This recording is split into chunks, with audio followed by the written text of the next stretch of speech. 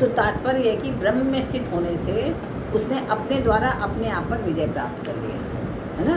कि जब भी हमारा मन विषयों में भागता है उसी समय हम तत्काल जो है विषयों से हटा के हरे राम हरे कृष्ण करना शुरू कर देते हैं। जब भी मन विषयों में भागता है, हाँ अगर आपके किसी उद्देश्य की तरफ चिंतन कर रहा है तब तो ठीक है, लेकिन अगर विषयों में जाके उसमें आसक्त हो रहा है तो विषयों से हटाइए और अपने ईश्वर भजन में लगिए। तो वास्तव में ब्रह्म में स्थिति तो नित्य निरंतर थी ही, हम लोग की ब्रह्म में तो स्थिति है ही है, लेकिन क्या कि केवल मन बुद्धि आदि को अपना मानने से उस स्थिति का अनुभव हमें नहीं हो पा रहा है। हम पहले सोचते हैं कि मन हमारा है, बुद्धि हमारी है, ये है हमारा है, शरीर हमारा है, तो हम इसी शरीर के बारे में, इसी बुद्धि के बारे में, इसी मन के बारे में, इंद्रियों के बारे में चिंतन करते रहते हैं कि अब इस शरीर को क्या चाहिए, इस बुद्धि को क्या चाहिए, इंद्रियों को क्या चाहिए, कब किसको क्या भोजन चाहिए, है ना। हम लोग यही चिंतन करते रहते हैं।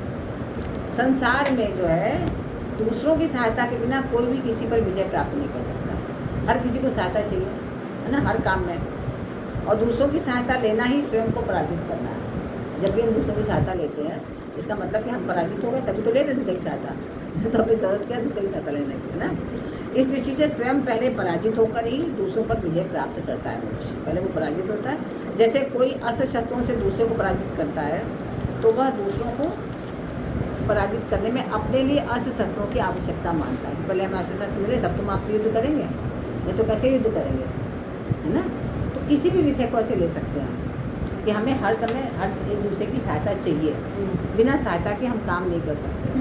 तो ये कब तक है, जब तक कि हम एक दूसरे का सहारा ढूंढते रहते हैं, हम अपना सहारा नहीं बनते हैं। जो अपना सहारा ढूंढ लेता है ना उसको किसी सहारे की आवश्यकता ही नहीं होती, किसी सहारे की आवश्यकता नहीं होती। ऐसे मस्त लोग होते हैं, कहते हैं हमें जंगल में भी फेंक दो, वहाँ भी आनंदपूर्वक रह लेंगे। क्यों कहते हैं?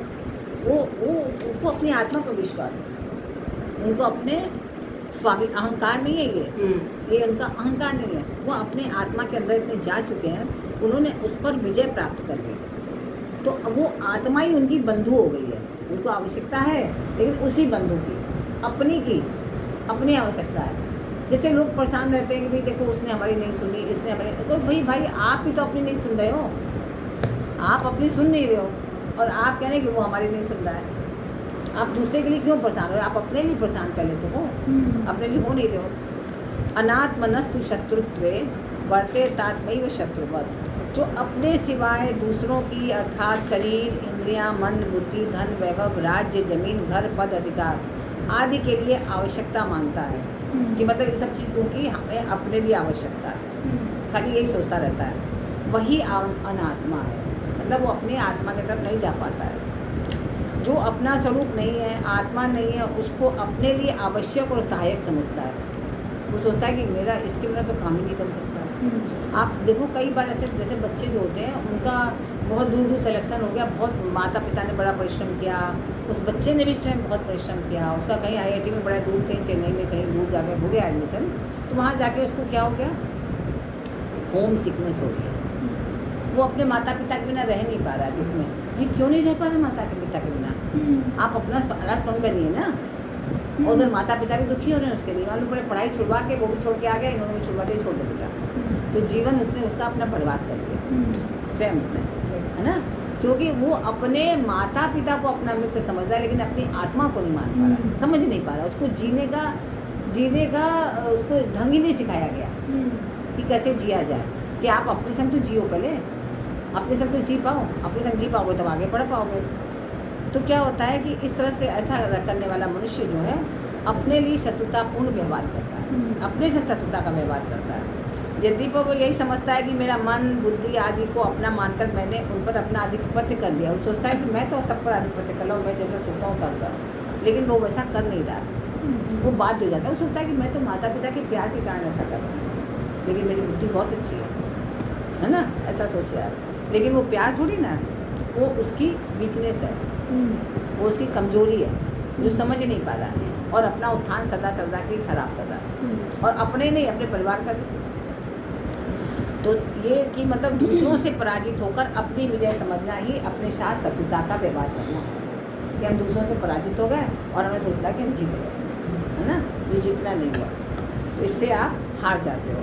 तो आपको शत्रुवत कहने में यहाँ पे भाव ये है कि शरीर, इंद्रिया, मन, बुद्धि आदि को अपनी समझकर वह अपने को उनका अधिपति मानता है कि मैं उसका अधिपति हूँ। और क्या करता है कि यद्यपि उनका वो दास है, वो उनका अधिपति नहीं है। जैसे जैसे हमारी बुद्धि कहती है वैसे हम कर रहे हैं, जैसे हमारा मन कर रहा है वैसे हम कर रहे हैं, जैसे हमारा शरीर कर रहा है वैसे कर रहा है। तो मालिक कौन हुआ?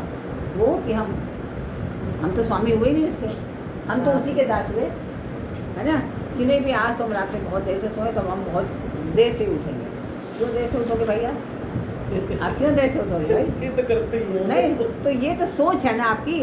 अगर आप दृढ़ हो जाओ, नहीं हमें तो उठना ही उसी समय जिस समय हमें उठने का टाइम है, समय है, उसी समय हम उठेंगे, तो आप तो कुछ जीत जाओगे। आप एक बार 2 बार करो, आप जीतने लगोगे, आप फिर वो ख़त्म हो जाएगा। फिर आप बाद में सो लो, लेकिन ये निश्चित कर लो कि सूर्योदय के 1 घंटे पहले तो हमें उठना ही है हर स्थिति में, चाहे कितनी भी लेट सोएं। फिर बाद में सो लो, आप वो बनाई नहीं है, लेकिन उस समय उठना आवश्यक है। तो ये दृढ़ता आपके अंदर होनी चाहिए, नहीं तो कौन हो आप? अपने शत्रु हो। वो आपका स्वामी आपकी बुद्धि हो गई, आपकी इंद्रियां होंगी जो आपको बाध्य कर रही। बुद्धि समझा रही अरे बहुत देर तक जगे थे ना, अब तो देर सो लो। ये बुद्धि ने कहा ना आपको, बुद्धि ने ऐसा कहा, और मन ने फट से मान लिया और जाके सो गए। और फिर आपका कितना काम पिछड़ गया, आपकी दिनचर्या बिगड़ गई, है ना। और जो सूर्योदय के पूर्व में उठने से लाभ मिलता है, उस लाभ से हम वंचित हो गए। लेकिन अगर हमने उसमें 2 लात मारी अपने बिस्तर पर, खड़े हो गए उठ करके, तो हम अपने स्वामी, इंद्रियों के स्वामी हम हो पाए। तब वो नहीं, इंद्रियां हमारी स्वामी नहीं हुई। तो जो इंद्रियों का स्वामी नहीं हो पाता है वो कौन है? आपके लिए शत्रु, वही शत्रु है।